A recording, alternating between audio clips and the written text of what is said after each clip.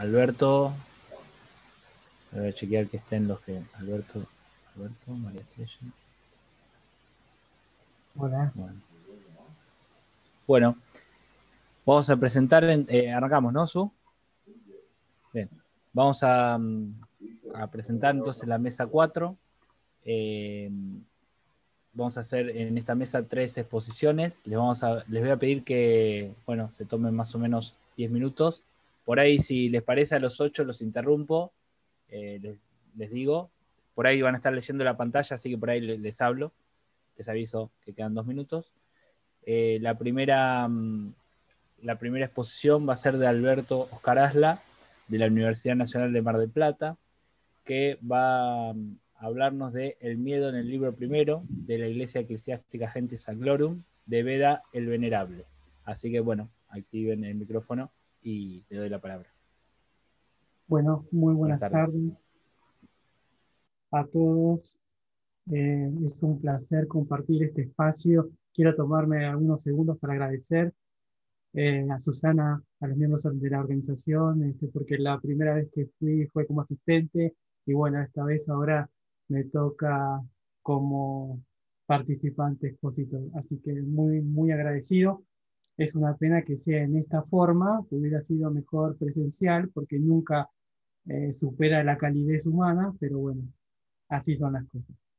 Bien, entonces mi trabajo, que en realidad es simplemente el comienzo de un proyecto un poco más abarcativo, es trabajar el miedo, una emoción en particular, en la historia eclesiástica Gentis Anglorum, en este caso en uno de los 5 libros.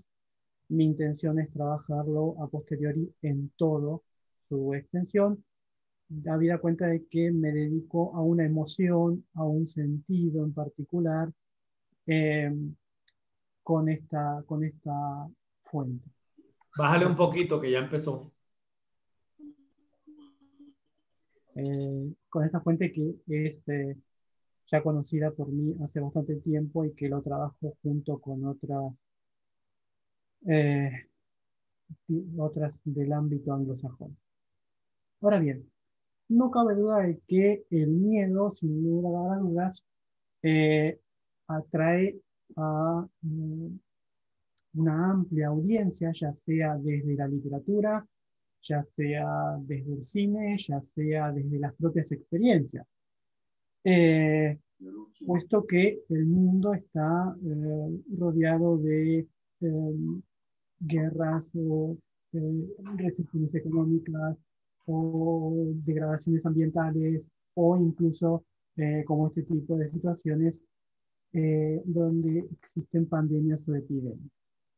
Lo cierto es que eh, esta concepción del miedo en realidad es muy compleja de entender y es muy difícil de analizar, habida cuenta de que si bien se halla dentro de un marco integral sociocultural, es difícil, insisto, acercarse a la naturaleza general del miedo.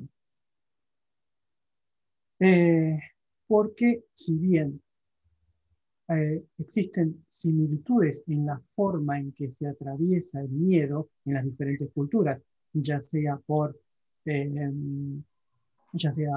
digamos, culturas presentes o culturas pasadas, ya sean por medio de tareas, lo cierto es que ese miedo está atravesado por respuestas psicológicas, emocionales y físicas y sociales, por lo cual todas esas variantes son las similitudes. Ahora, es imposible entender la totalidad, en su totalidad, perdón, dicho, cómo actúa en un individuo, porque es individual cada uno de cómo actúa. Cómo se expresa tanto para sí como para con el otro. Cómo es recibido el propio miedo y al mismo tiempo hacia sí mismo también cómo es recibido hacia el otro. Por tanto, esos matices y esas formas de análisis es lo que también hay que tener en cuenta y que, insisto, independientemente de la cultura e independientemente del tiempo, son similitudes que se van repitiendo. Lo que es difícil precisamente analizar la naturaleza del miedo individualmente. Ahora bien, ya si hablamos de cultura y hablamos temporalmente, que es precisamente mi métier, hay que mencionar que el mundo greco-romano tenía, digamos, tenía la percepción del miedo e incluso tenía la posibilidad de definirlo de diferentes variantes.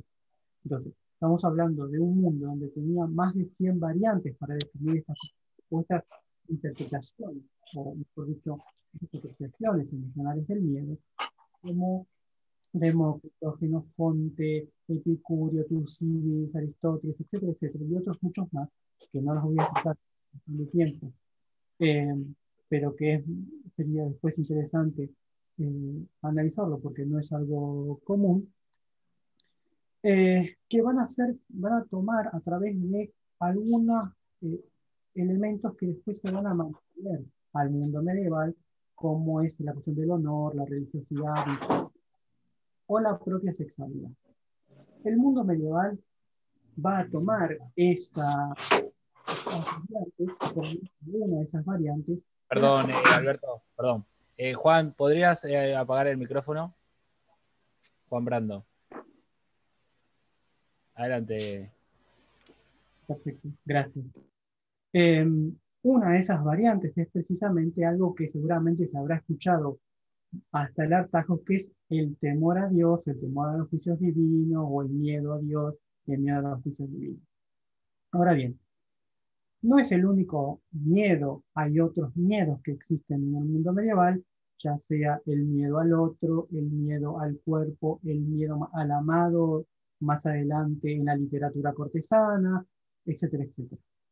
Lo cierto es que eh, en ese temor a Dios, en ese temor al juicio divino, si quieren, en unos casos, es lo que me interesa ver en esta obra de Beda el Venerable, que es un monje anglosajón de los siglos séptimo, octavo, que se caracteriza precisamente por dos elementos. Primero, por sus exposiciones o comentarios, mejor dicho, sobre eh, los evangelistas, sobre los evangelios y algunos otros temas más, algunos libros tanto veterotestamentarios como neotestamentarios. Y por otro lado, eh, el otro punto por el cual se es reconocido es la historia eclesiástica de Ventis Anglorum, la historia eclesiástica del pueblo de los Anglos, que es precisamente la base central para el estudio de la historia de los ingleses, junto con otro escritor anterior a Beda, que es Gildas, sobre las ruinas de Britania. Esta obra está compuesta en 5 libros. El primero de ellos habla desde la llegada habla un poco de la descripción geográfica de la isla, el tema de la llegada de Julio César, y luego continúa con la historia propia de cómo se va conformando la iglesia inglesa desde la llegada de los evangelizadores, principalmente de Agustín de Canterbury. Ahora bien, esto es muy breve la descripción. Es dentro del libro primero, lo que se analiza entonces es, lo dividí en dos partes, un análisis referidos al temor en diferentes situaciones y otra referido al apartado dentro del libro primero, referido al punto 27, que es precisamente las misiones o las descripciones o las órdenes que va a dar el Papa Gregorio Magno a Agustín de Canterbury para llevar adelante determinadas situaciones, que son cuestiones cotidianas.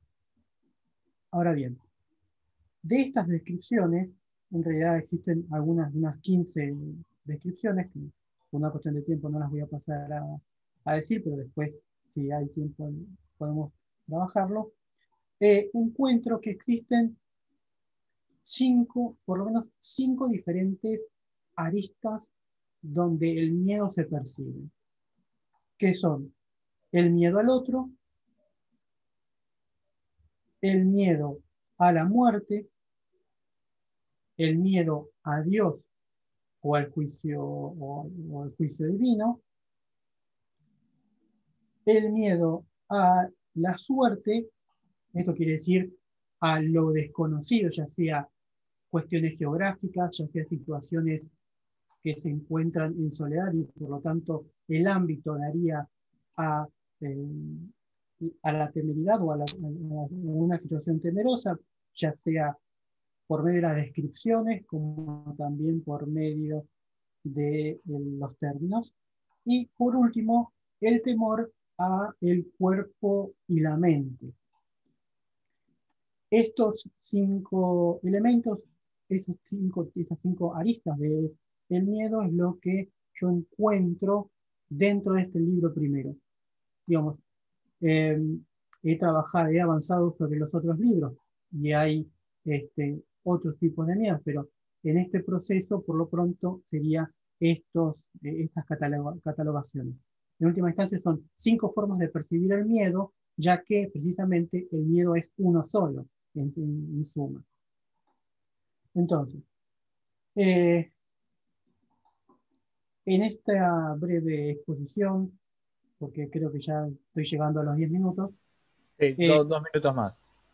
Bueno, entonces lo que quería aclarar, aunque sea leerles uno o dos fragmentitos muy breves para que vean a qué puedo hacer referencia. En uno de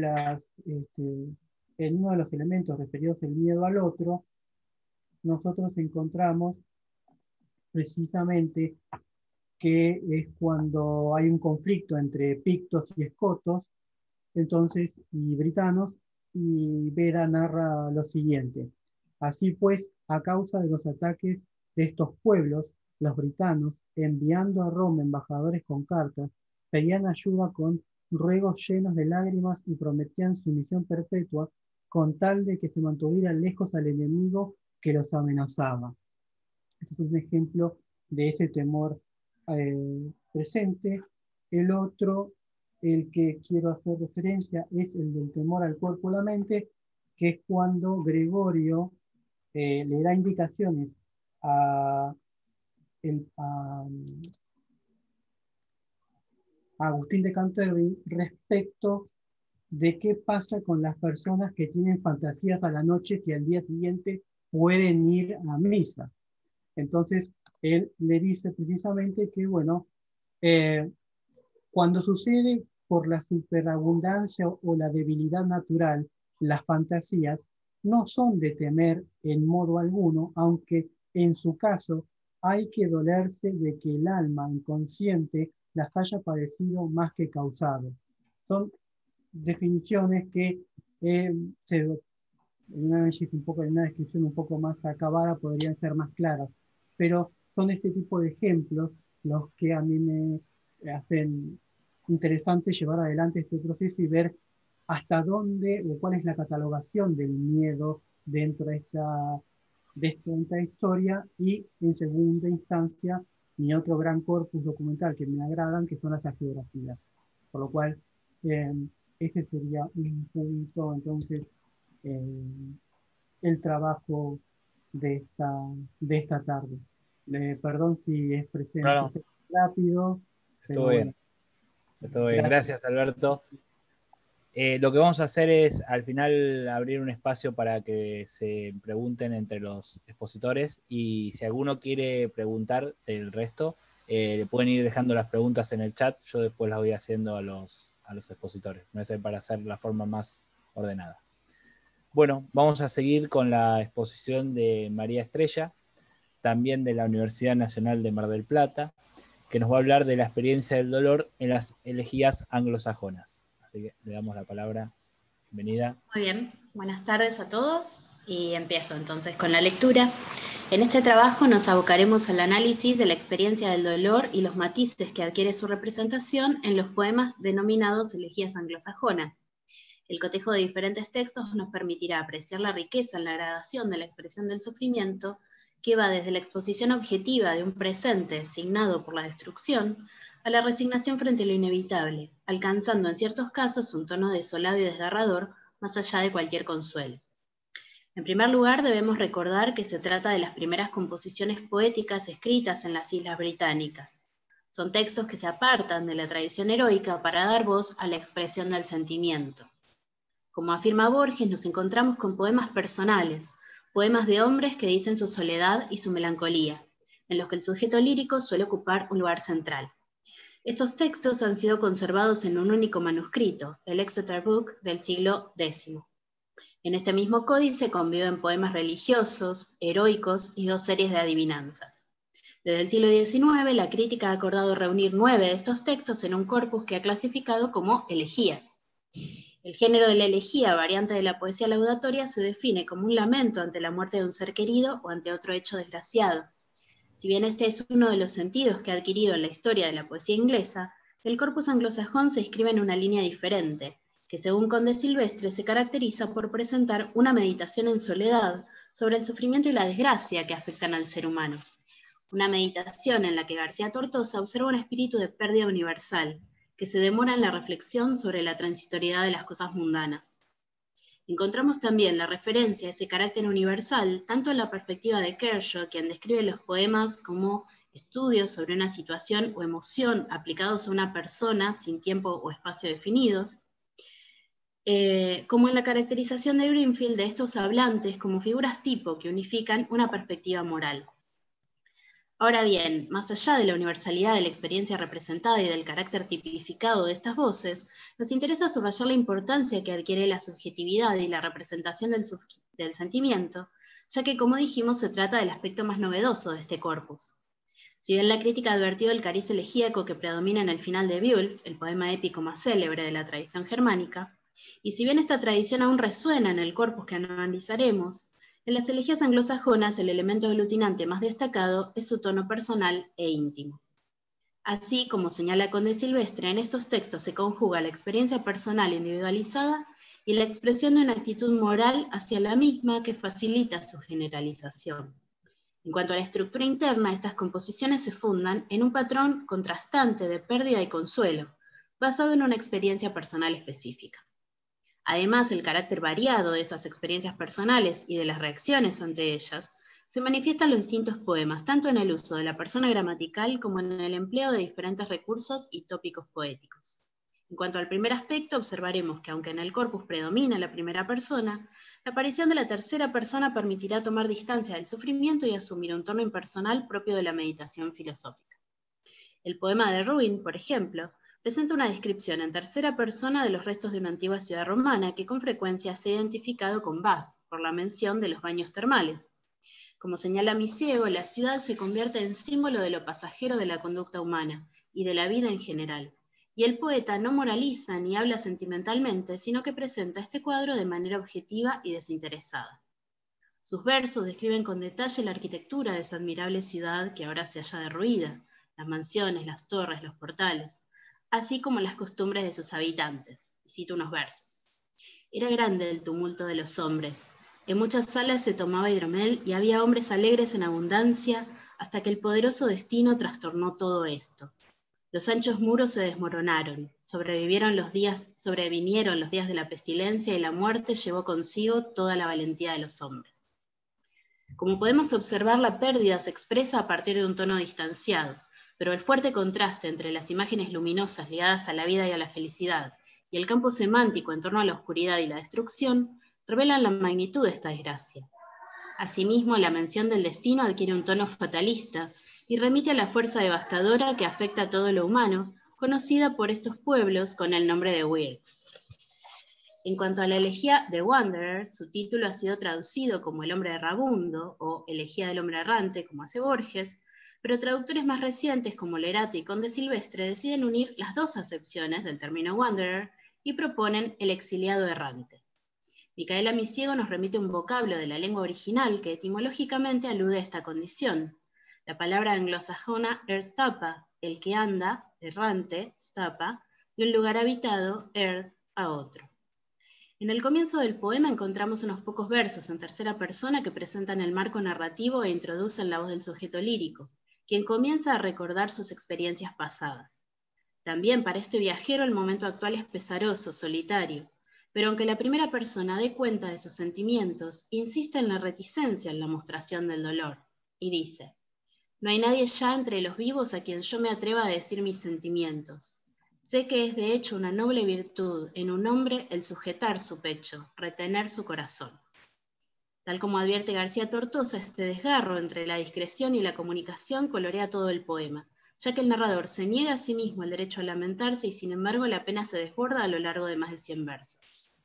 Las expresiones metafóricas en torno a la sujeción del sentimiento aluden a una axiología propia de estos grupos guerreros, y este campo semántico se reitera unos versos después, en los que ya se menciona más claramente la situación personal del exilio. O sea, aquellos ansiosos de fama retienen sus pesares en su propio corazón. Así yo también debo encadenar mi sentir, atormentado y triste, alejado de mi hogar, extrañando a mi gente, desde que hace ya años debí partir miserablemente, desolado como el invierno, sobre las olas. Como señala García Tortosa, el Medhol, o Palacio del Noble, epitomiza la privación más dolorosa, en tanto representa el orden, la diversión y la seguridad, mientras que quien es expulsado debe sobrellevar una vida de insolidaridad animalesca. El sujeto lírico expresa un hondo dolor porque extraña el amor del amigo, del señor, pero la forma discursiva que elige es una vez más la generalización de la experiencia. Ya no se refiere a sí mismo como individuo, sino que utiliza perífrasis que remiten a los hombres que comparten estas vivencias, como aquel que tiene pocos confidentes. Y de esta manera introduce una escena en la que el hombre sin amigos sufre tal desazón que cree ver de nuevo a su señor, en una visión grandiosamente desarrollada, en la cual todo lo pasado se convierte en actualidad. Dice: imagina este que abraza y besa a su señor y deposita en su rodilla su cabeza y su mano como hacía antaño, en días pasados, cuando disfrutaba de los beneficios del trono. De ahí que el regreso a su presente penoso, frío, entre olas oscuras y escarcha, sea tanto más desesperante. Por último, haremos una breve mención de dos elegías, Wulf y Edwasser y The Wife's Lament, las cuales se distinguen por estar escritas desde una perspectiva femenina. En ellas aparece un carácter amatorio que establece una distancia aún mayor con la tradición épica. En ambos casos, la reconstrucción de la historia que se narra resulta bastante dificultosa. No obstante, la anécdota resulta secundaria con respecto a la exteriorización de los sentimientos, que despierta la separación del amado y la añoranza de la felicidad compartida. En estas elegías, la primera persona desnuda su dolor, lo expresa en exclamaciones, en interjecciones, en maldiciones. No hay esperanza para estas mujeres, no se avisora ningún tipo de consuelo, y no hallamos tampoco referencias cristianas que prometan trascendencia. Voy a hacer mención solo a uno. Wulf y Edwasser es la composición más enigmática del corpus e incluso ha llegado a considerarse como un texto perteneciente a la colección de adivinanzas. Hoy se considera parte de una narración más extensa, dada la brusquedad del principio y la imprecisión del final. Más allá del carácter críptico de las relaciones entre los diferentes personajes, Wulf, Edwasser y la mujer, nos interesa detenernos en la expresión de la ansiedad y el dolor por la ausencia del amado, que en este caso se manifiesta como llanto. He esperado a mi Wulf con ansias que vagaban hacia la lejanía, cuando el tiempo era lluvioso y yo estaba sentada llorando. La voz femenina utiliza las repeticiones y las exclamaciones para pronunciar su llamado desesperado. Oh Wulf, Wulf mío, mis ansias por verte me han enfermado, tus escasas visitas, el corazón entristecido y no la falta de alimento. Como vemos, el nombre del amante es acompañado por el posesivo y los efectos devastadores de la separación se plasman no solo en un órgano como el corazón, una metáfora altamente cristalizada, sino en un estado de enfermedad cuyas causas son sentimentales y no físicas. Bueno, y en conclusión, si bien la puesta en discurso del lamento y el sufrimiento es una característica del género elegíaco, hemos visto que adquiere diferentes matices y se plasma a través de múltiples recursos expresivos en el corpus de estos poemas anglosajones. Asimismo, hemos subrayado la transformación que estas composiciones implican en el desarrollo de la poesía germánica, ya que en ellas predomina la primera persona, y esto representa una innovación con respecto a la tradición épica. Más allá de la cosmovisión compartida, el pasado memorable de los héroes, la importancia de la relación del comitatus, la búsqueda de gloria de los hombres, podemos apreciar la configuración de estas voces que cantan sus desgracias personales desde una perspectiva más distanciada o desde la desesperación, con la intención de reflexionar acerca de la experiencia universal del ser humano y la transitoriedad de su existencia, o simplemente con el deseo de desahogar su corazón. pesar de la marcada reticencia que predomina en la exposición del dolor individual, aún hoy su lectura nos conmueve y nos invita a reconocer, junto con el exiliado, que ningún hombre se vuelve sabio antes de haber tenido en este mundo su porción de inviernos. Gracias. Muy bien, muchas gracias, María. Impresionante, coordinado y entrenado en tiempo y forma. Gracias. Muy bueno, gracias. Vuelvo a repetir esto de si alguno quiere hacer preguntas, después las tomo del chat y hacemos un rato también para preguntar entre los expositores.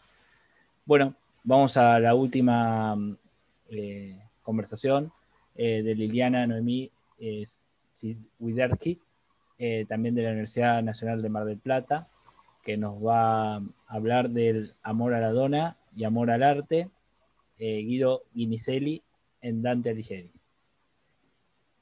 Hola, ¿qué tal? Buenas tardes a todos. Espero estar tan coordinada como María.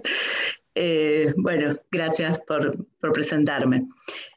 Guido Guinizelli, nacido en Bolonia aproximadamente entre 1230 y 1240 y muerto en Monselice, Padova, en 1276, es considerado el iniciador del Dolce Stil Novo. Su composición más famosa, Al cor gentil rempaira sempre amore, es la principal canzone dottrinale del stilnovismo, a la que se sumará más tarde otro texto programático central para esta corriente poética. Nos referimos a Donna me prega de Guido Cavalcanti. En Al cor gentil, Guinizelli desarrolla dos tópicos fundamentales para el stilnovismo. En primer lugar, el sintagma cor gentil o corazón gentil, presente ya en el primer verso, exalta la nueva aristocracia del espíritu en la que amor se refugia, basada en las capacidades del individuo y no en la herencia.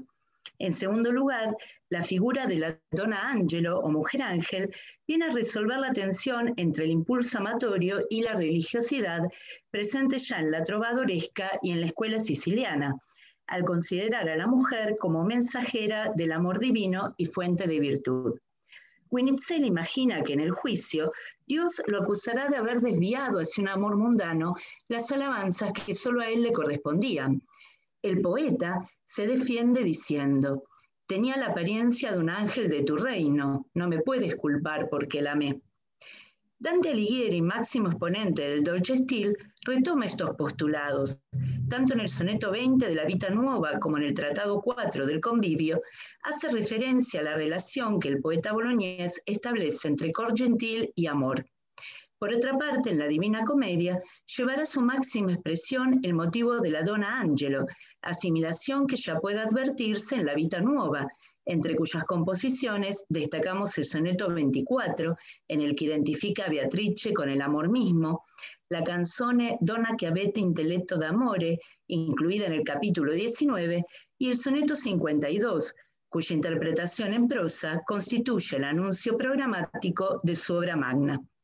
Pero además, en los cantos del purgatorio dedicados al stilnovismo, Dante califica a Guinizelli como padre y maestro.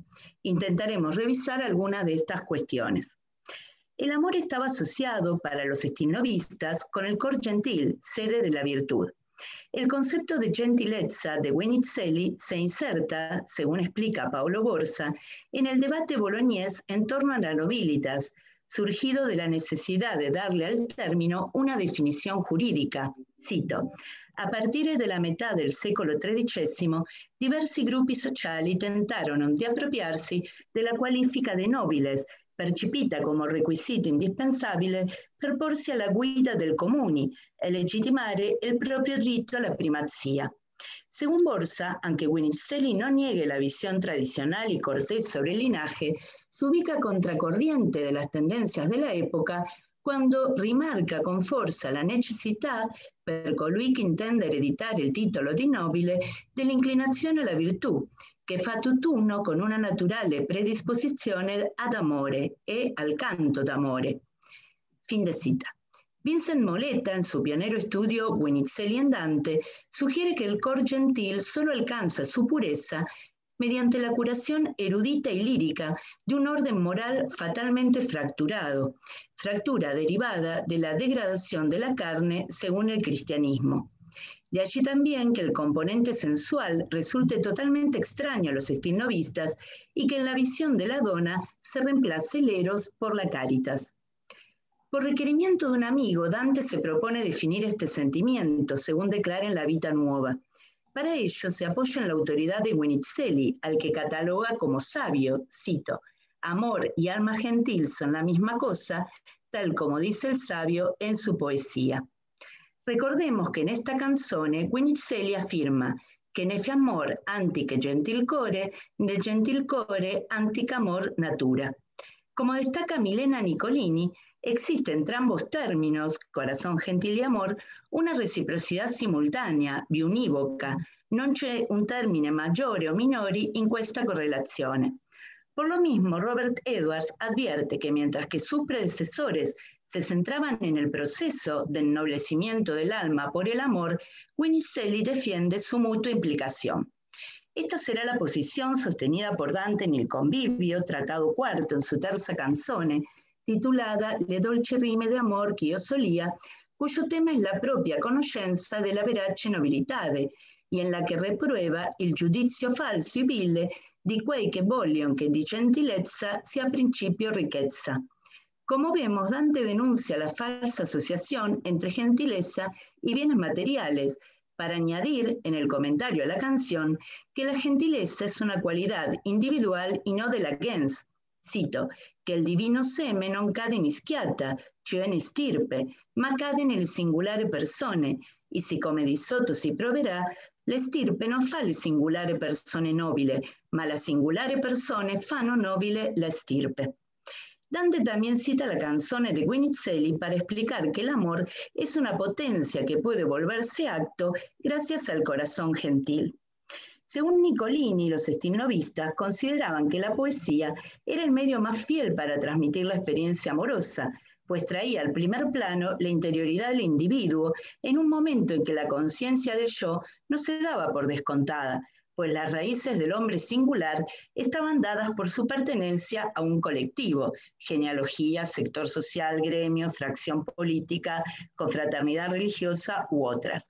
Pasquini y Fabati afirman que el amor rappresenta quasi la seconda persona obbligata di un dialogo perpetuo fra il poeta e lo sdoppiamento di se stesso, che poi si risolve in un autentico monologo, nella drammatica visualizzazione di un'ombrosa vicenda espirituale. Desde esta perspectiva, la habitual personificación del amor respondería a un movimiento introspectivo sostenido en el desdoblamiento del yo. En cuanto al amor al arte, en el canto 26 del Purgatorio, en la terraza de los lujuriosos y sodomitas, Dante se encuentra con Guinizelli, a quien, con palabras similares a las usadas para exaltar a Virgilio en el mundo clásico, celebra como padre y máximo poeta moderno. Quando io odo nomarse stesso il padre, mio e di l'altre miglior che mai, rime d'amor usar dolce leggiadre. Se trata de un encuentro pleno de afecto, pues Guinizelli afirma que ni el leteo podrá borrar las huellas que las palabras de Dante han dejado en su alma, y le pregunta por qué motivo lo quiere tanto. Dante responde que se debe a la dulzura de su expresión amorosa y a la perdurabilidad de su arte. Li dolci detti vostri, che quanto durerà l'uso moderno, faranno cari ancora i loro incostri.